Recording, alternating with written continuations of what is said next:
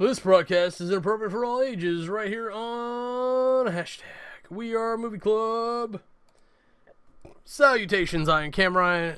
I am conversation ready. I'm here today to talk about things and stuff we've been watching, such as... That was really loud, I apologize. The Incredible Hulk. He's big, he's green, he doesn't taste minty. I don't know where I was going with that. And I gotta be honest, I took really spotty notes on this, because it's Hulk. A lot of time, not a lot of time, but enough of the time he spends in the movie hulking out. Or he's like running, trying not to Hulk out. It's honestly, it's a little frustrating from like this perspective. So this will probably be pretty short. I'm gonna try to pad it a little bit, if we're being honest. And for the life of me, I don't know how I'm going to do it. But, boom. If you've seen the movie, that would make sense. I'm going to laugh anyways, because I think it's funny. Let's see. So, of course, we open on Bruce hulking out. It's actually a lot of references to the first movie. That's how we've had this. So the 2003 movie is canon, even though it sucked. That's kind of the pitch that's been given to me. Is that this is a legit sequel to the first movie. So the first movie is an origin story for Bruce Banner and the Hulk, but it's horrible, so no one cares. It's gonna show up on Bad Movie Club eventually. Probably right after Yoga Hosers, because Moose Jaws just isn't ready, eh? But so we see some references to that, even though they swap up the characters a little bit. It's not Jennifer Connelly like it was in the first one. It's Liv Tyler in this one, which is something I got wrong in the bad summary. Please check those out when you get a chance. Other than that, I think they're quite the gas. And honestly, that idiot getting these things wrong, like the actress's name, not a big deal. I definitely feel that way because I didn't re-record it. So he ends up hurting Betty. He ends up hurting Betty's dad, General Ross, who's a dick. And it shows Bruce meditating. He's getting he's trying to learn Portuguese from Sesame Street. If you were unaware, Brazil speaks Portuguese, not Spanish. Being that it's half of the South American continent, it's kind of an important fact. And it also means that everyone else knows where you're from if you're speaking Portuguese. And it's like, oh, you're one of them. Go fucking play in the Amazon.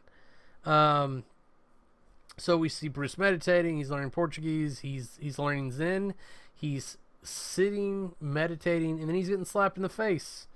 So he's practicing dealing with being provoked. It's actually a pretty smart move in being a scientist. Good for him. Still can't understand why Edward Norton did not want to come back to the Marvel U with this role. I think he, with his experience in this movie, he was like, I don't need that. Being Bruce for a little bit of the time and then just making growling noises for the rest. Where Mark Ruffalo, I think, actually, honestly, did a better job with Banner. And that's the important part, is to nail Banner, not necessarily Hulk. But I think Mark Ruffalo got more involved in the CG process as well. Because I'm not seeing a lot of Edward Norton in this CG Hulk, just being honest. And I don't think that's Mr. Norton's fault. I think that's part of the production process. It just wasn't taken into account properly. But he's working at like a bottling factory, like for Surge is what it looks like. It's bright green, or maybe it's this delicious bottled Zapatos things. I think I just said shoes. So I feel bad about that. We're gonna move on though. But Jarritos, that's what I'm thinking of. Now, obviously, it's not that because Jarritos is Mexican and this is a Brazilian bottling plant, so it's Portuguese. But like maybe it's something like that because that seems to be a Hispanic culture thing, those drinks, because they have some different flavors than we're used to seeing here in America. And they're good, if I'm being completely honest. But he's like fixing like the factory equipment for the guy. He's saving the guy thousands of monies in repairs and replacing parts.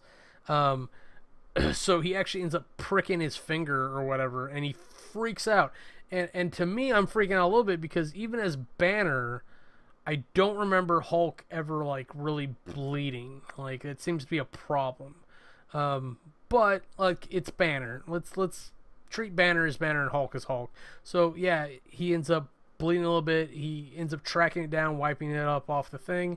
Now, when you're dealing with blood, especially in consumables, like you want to be careful of like disease and stuff. So like you would think the factory owner would care a little bit more, but he ends up stopping the line, getting the blood up and everything. And with it, but he does miss a little bit.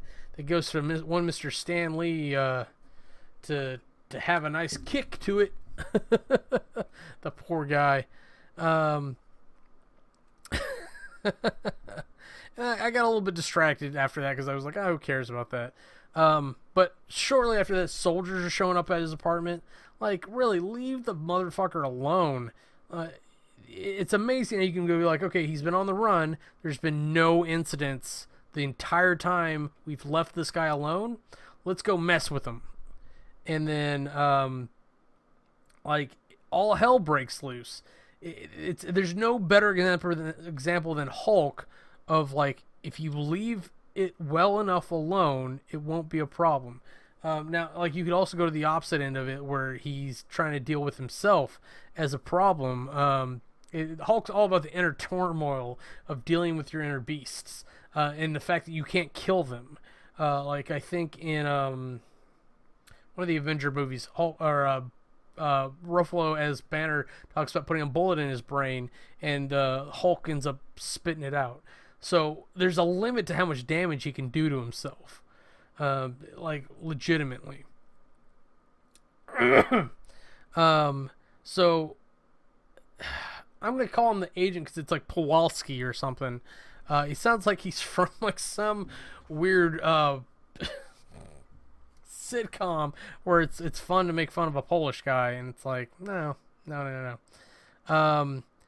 But so he's running away from these agents and stuff. He's got an escape plan or whatever, but he ends up running into those assholes from the factory who like harassing women. I think he is actually developing a relationship with that lady, but the little gangbangers. I was gonna say Hispanic, but Portuguese isn't really Hispanic, is it? Like trap him in the factory or whatever and pin him down, and then what was it? Oh yeah, oh my god. The sniper tranks one of the normal guys to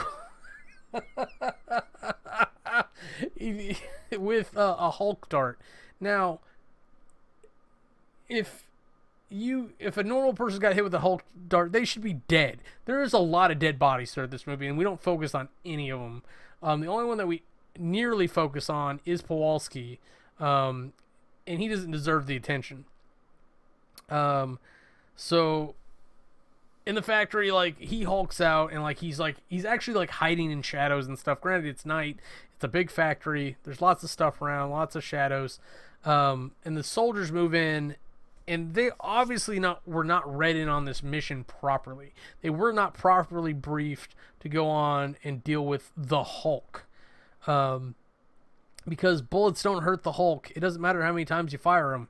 Large round ammunition will do enough pain to legitimately irritate him and make him come after you harder. Hulk is, at least in the comics, Hulk is pretty much invincible. Any damage that you could do to him, he heals faster than Wolverine can. He's basically as strong as Superman. So that's why I was crapping my pants when in Thor Ragnarok, when Fenrir bites him and he bleeds. That was crazy. Plus he was pouring gamma blood into the water. Who knows what that does for the ecosystem. And there's actually a point in this where he bleeds, and that's a big deal. And I don't think the movies treat Hulk bleeding as a big deal. I think they really kind of let it go by the wayside. So he hulks out, and basically it's just him trashing this factory and the gangbangers, and then the soldiers who decide to jump in and make things worse. And they think that Banner gets away under the distraction of the Hulk.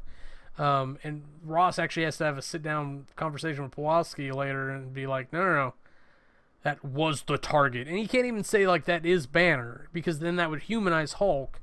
And he doesn't want to humanize Banner as it is, because he doesn't like the idea of Banner being in his daughter. That's really what this entire problem comes down to with Ross, is that he doesn't like the idea of anyone doing things to his daughter. So he takes it out on him. And even with like this being this big unstoppable green monster, he's not used to being told no. So he's challenging his own ego with this problem. And he's like, if I throw enough bullets and men at it, it'll go away. And that's not how these things work. And I think by the end of this movie, they're realizing that for problems like the Hulk, you actually need a specialized team. And that's honestly how the Hulk should have been introduced, is as a villain. Or maybe not a villain, but a problem to be dealt with. An obstacle. We kind of touch on it in... Is it Age of Ultron? Age of Ultron, where we see the Hulkbuster outfit. But by then, we're prepared. Like, really, what happens when Hulk freaks out and the team's not prepared? They don't have that Hulkbuster armor. The first thing Hulk does is crush Iron Man's suit with him inside it. Those are the things that they dealt with in the comics since like the 1960s. These are the things they could bring alive, and they didn't. Instead, they gave you the Ang Lee Hulk in 2003, and they give you the Incredible Hulk in 2008, where like we really play fast and loose what the idea of the Hulk is. And I really don't think that we nail it until we hit Avengers. And then Thor Ragnarok, we take a funny spin on it. Because why not enjoy Hulk? Because if you can't defeat something, which we've learned at that point, lean into it. And that's kind of, I think, the lesson, that one of the lessons that it's happening in Thor Ragnarok is like, when you can't beat it, lean into it, accept it. So like Thor's in a horrible position. Banner's lost his friggin' mind that he's been Hulk for 2 years. That's what we're seeing there. In this, we're seeing the exact opposite. We're seeing that resistance the entire time. We're seeing General Ross resist against the Hulk, and the idea that he has a mission he can't win. We're seeing Hulk or Banner try to strive towards a life with Betty that he can't have, a life of being Hulk, not being Hulk, instead of accepting Hulk. And I think we see that magic moment in Avengers after the Chitauri invade. He's like, where he finally like walks into it. It's hard to talk about one movie without seeing other movies.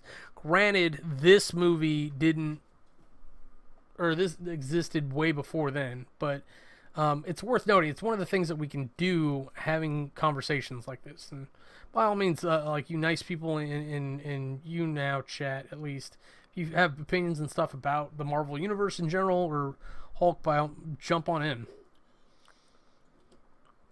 But back to more of the plot. Bruce wakes up, and according to CinemaSins, at least 3,000 miles away from that factory, from Brazil to Guatemala. So like he's trying to speak in Spanish, which if you've been speaking Portuguese for a while and it's not your native language, and you go to Spanish, which is also not your native language, it's a little confusing. But he convinces, or he let the guy in the truck that he flags down ends up giving him a ride to town. At least there he plays beggar, and he's just kind of like napping with his hands out, because what else are you going to do, really? And I was a little concerned because this kid ran up to a white guy with no pants on in Guatemala. Now, he had things that used to be pants on. I'll give you that. And gives him money, and it's like, what could that kid have gotten with that money? But apparently it was just enough that he could go and buy Moss stretchy pants. El pantalones de stretchy. It's delivered as badly in the movie, so I don't feel bad for that accent at all. Oh man! So and like back in the army, Ross is reading in Kowalski about the super soldier serum, which apparently they have versions ready to replicate based off the Steve Rogers serum. Now, if we remember correctly, from the comics at least, Steve Rogers was at least the third person injected with a version of super soldier serum. Before him was Red Skull, who I think, honestly, it wasn't all the evil inside him. I think it was partly like a bad batch. And then before that, if I'm remembering the timeline correctly, was Isaiah Jones. Is that right? Who was a black Captain America. Because back then we were racist and we experimented on blacks first. Before the white guys. I hate the world. We've such bad history of everything. Why one would be more important than the other is beyond me. My brain doesn't work like that. So moving forward, because we really can't do anything else at this point. I just like noting that like the first Captain America was this black guy that no one knows about because they kept it under wraps. And maybe it was an inferior super soldier, whatever. But one of my favorite storylines is the Young Avengers. I'm talking about comics again. The Young Avengers with there's a young man named Patriot who ends up who is the grandson of Isaiah Jones or Johnson, whatever his name is. So he wants to be Captain America. And so he dresses kind of like Bucky. So when Captain finally sees him, he's like, Bucky, this is a horrible homage, or whatever it is, to me and Bucky. So you should really take that off. And it's like, it's not to you, it's to the real Captain America, which I really like. And it turns out like there's a whole process of him dealing with mutant growth hormones and everything. Totally worth the read if you get the urge. And I am distracted from the Hulk. That shows you how invested I am in the Hulk in general. But the literary notes are actually really good for the Hulk. Just Hulk smash isn't that interesting unless it's put on the big screen in front of you and done really well. And some of this is, but that's not what we're talking about. So again, Kowalski gets a version of the super soldier serum, but it's a shit version, if we're being honest. Bruce is stalking Betty at the college, like they used to do on date night. But Betty's dating Jughead. Poor Archie. So Bruce bribes his way into the lab, through the security guard, through the scientist, with the power of pizza, and hacks her computer because he can. He ends up going back to the restaurant. Betty happens to be there. She sees him because he's a really shitty ninja. Let's just be honest. And so he runs away because his cover's blown. And then she chases him down because she's just as much of a psycho stalker as he is. Only she didn't have any leads before.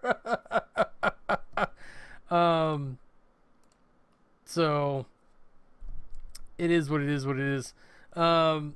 Let's see. But sure enough, like, back at the college, I think Bruce is just kind of walking Betty to class or whatever. Kowalski has the super soldier serum, so he's able to outrun everybody else. I think he keeps up with a Humvee for a little bit. But they end up trapping Bruce on this bridge and then pumping two canisters of riot gas in there. And for the record, Bruce does it almost right. Like, the first thing you do is you cover your mouth. However you could do that. If you have something else you can take off and do that, do it that way. And then go pick up the fucking canister and throw it out the window. That's the way you deal with that shit. That way you minimize the amount that's in there. You can't do a whole lot for the stuff that's already there. And they'll launch more if they really want it to, but you can waste their ammo at least.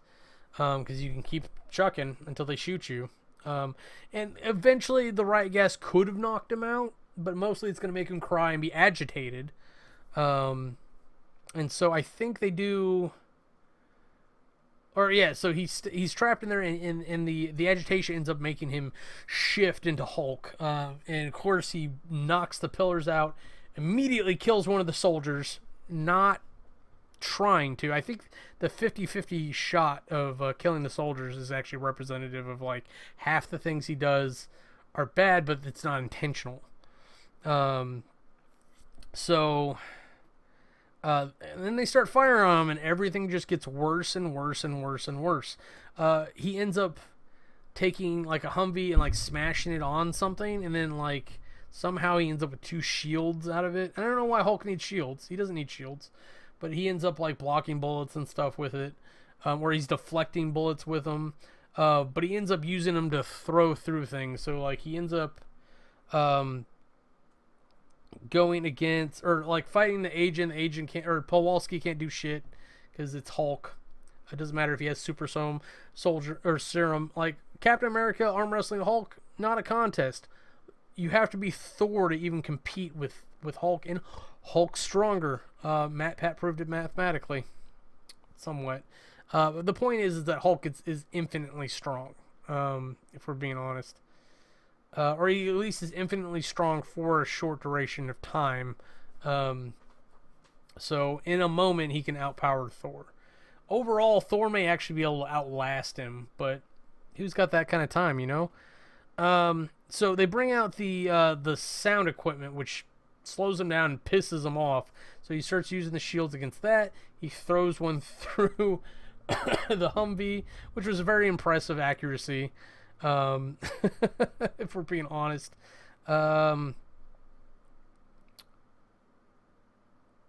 Kowalski's stupid ass walks up to Hulk and he gets the Sparta treatment. He kicks him. Kowalski ragdolls into the nearby tree. That fucker's dead. The only thing keeping him together was the serum at that point. No questions about it. And then a gunship enters because based on everything else that's happened, including the tanks and helicopters from the first movie, this is all pointless. He ends up throwing his other shield through the helicopter. Betty, like during the fight, like before the helicopter shows up, because it looks like it's all clear, walks out to Hulk to try to calm him down, because that's actually smart. It's the one thing that might have worked. So of course he's trying to protect Betty from the gunfire. He's trying to protect her from the crash of the helicopter, which is why he downed it in the first place, is because it was shooting at Betty, which Ross is screaming at things, and I don't know why no one's listening to him. He's supposed to be in charge. So Hulk's trying to protect Betty. He's got her covered. He throws the thing, covers her from the blast, but she's knocked out, and she's got soot all over her if she's not burned like a crazy person. And sure enough, she wakes up by the river, and she and Hulk spend the night together. It's not even Bruce, if we're being honest. Like, he's yelling at lightning and shit. And I was told Thor was in the lightning.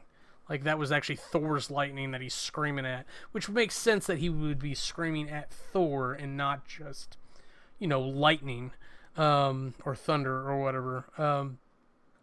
But at the hospital, Kowalski's all fucked up because he damn well should be. And Betty and Bruce get a hotel, but they can't bang because his heart rate will go up, and then he'll Hulk out inside her. And I'll digress a little bit, but that would be very bad for Betty, because I'm betting Hulk has no control over that when that's happening. May be the best sex of her life, but it wouldn't last very long, and he'd tear her in half. There's an old joke about like Superman ripping through prostitutes like phone books. It's I don't think it's funny, honestly. I think it's a serious problem that needs to be addressed. Like Thing, Hulk, Superman, even Rogers, even Captain America, like when he finally gets laid, like is he gonna have the control necessary to not hurt her when that's happening? Like, so we gotta look at the other superhero people.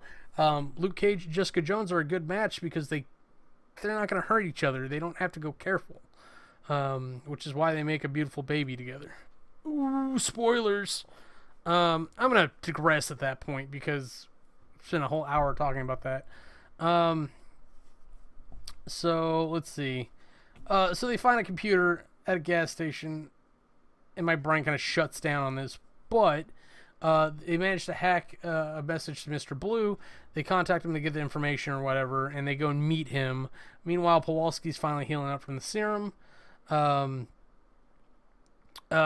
they experiment on Bruce, and they actually get the serum that they're working on to bring Bruce back down from hulking out. Now, granted, this actually keeps him in a weakened state for an extended period of time, which means that they're able to trank him because the army's moving around the facility, and they actually land a shot for once. So they're able to put Bruce on a gurney and trank him out and have him feel good vibes the whole way. But they get him on the helicopter and they get him strapped down, and Bruce is kind of like calmly talking for the most part. But at this point, Kowalski gets a hold of Mr. Blue and is like, I want to be like Hulk. I want to be like Hulk. Give me a big dick like Hulk. He's just big friggin' baby, like with no goals, just kind of like raw. Thing like at least Red Skull had a plan. He's a brilliant leader. Kowalski's just wants to throw a temper tantrum, you know. So even after he gets turned into the Abomination, he ends up knocking out Mr. Blue, and some of the radiated blood gets into his brain. So he becomes, not Brainiac, because that's a DC thing, but there is a character that is similar that he ends up turning into, and I think he shows up... Oh, no, I'm actually thinking Brainiac, or... Am I? I'm thinking that horrible Green Lantern movie. Let's see, So we get the Abomination. So, of course, as soon as he gets the superpower, like, no grand plans, just, I want to have the biggest dick on the schoolyard. So he starts throwing other people's toys around. And essentially, it's an open challenge to the Hulk. It's like, who's going to stop me from doing this? Come on, Hulk. And I don't understand why he cares in the first place. I understand why Ross cares, because he's invested in the problem. But even he's clear-sighted enough to see that it involves his daughter, and that his daughter is more important than his pride, and the safety of the world as well, when it comes down to it. So he ends up releasing Bruce to go Hulk out on Abomination. Whereas I don't know, like, I just don't get that character. Like, I'm not saying it's not a legitimate character. It's just like I can't connect with him. I can't get in his head and go, yeah, I would do that. Like, I understand why he did that. It doesn't serve any purpose. It's like the serum made him crazy. And that's all we're seeing out of this. But he fights Hulk. They destroy a lot of shit. It's pretty evenly matched. We were talking about this in the chat, too, over on Rabbit/Camerai. He should have a shitty version of Hulk's powers. Granted, he probably can't shift back from the Abomination. Granted that he already had some serum in him before he got this final dosage of it. My theory was that, like, he got all the strength, but he wasn't quite as tough. Because Hulk, I think, even like when he started getting choked out, would have got angry and got strong enough to fight it off, where the Abomination maybe isn't like anger based, he's just strong, and if Hulk beats him to submission, then that's done. It's that done. So he ends up choking him out with some kind of chain. I don't know what kind of stuff they're into. The helicopter that Betty and Ross are on ends up getting taken down, so they're all messed up. Hulk bleeds from... Abomination has like an elbow extension or whatever, so this should be a representation of how strong the Abomination is, that he can actually cut into Hulk. But I don't think the importance of Hulk bleeding is taken seriously, especially given though that like all the fuss they made over his blood in the lab. like, and how dangerous it is. Like, there's an inconsistency with it. But eventually, yeah, like I mentioned, he chokes out the Abomination. No idea where the Abomination gets to. We couldn't even figure out if the Abomination was alive. That's how vague it is. And it's not like Hulk sticks around to help secure the Abomination. Like, there's really, like, no guidance whatsoever. Obviously, the bullets and stuff don't hurt Abomination. So did he get taken to the raft? Was he finished off? Like, I don't understand what happened to him. Maybe he powered down afterwards, and then was sent to the raft. And for those of you who don't know, the raft is like Gitmo for superhero or super villains, rather. Until they made Prison 52, 42. I think it's 42. It was part of the 100-point plan that Tony and Richards came up with in the comics. Prison 42.